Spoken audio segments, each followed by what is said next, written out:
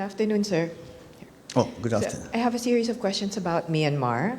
The foreign ministers are set to hold a virtual meeting with their Myanmar counterpart. Was it the leaders who gave this instruction to the foreign ministers?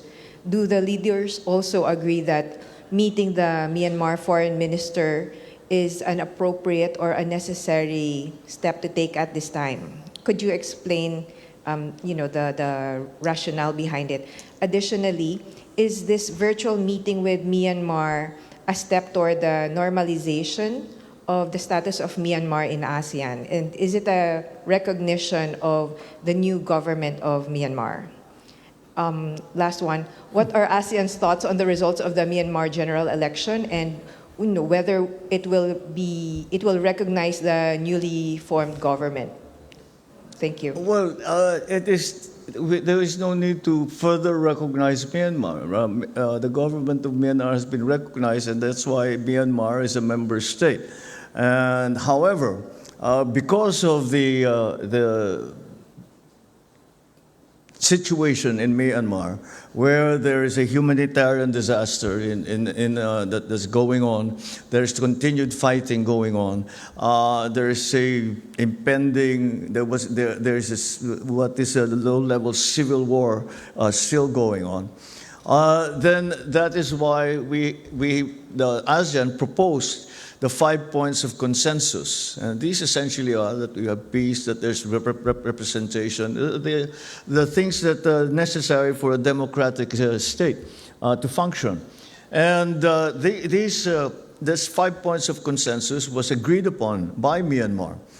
But unfortunately, we have not seen the actual implementation or despite the adoption of the 5 points of consensus, we have not seen any progress in Myanmar.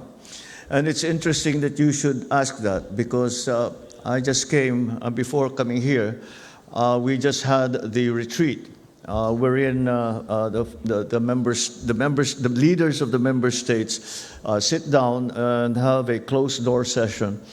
And one of the big subjects that was taken up was Myanmar. And I believe that it was many of the members aired their frustration about the lack of progress in the process of normalizing the situation in Myanmar and trying to find a way forward, trying to find some kind of agreement amongst the member states. We all agree that we would like to see more progress.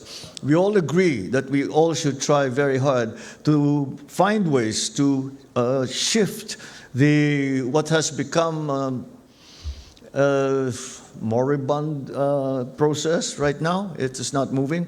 And certainly, although we will not abandon any of the main principles by which by which ASEAN operates, such as the respect for human rights, the rule of law, and in the specific case of Myanmar, on the 5 points, there was the beginnings amongst in that discussion.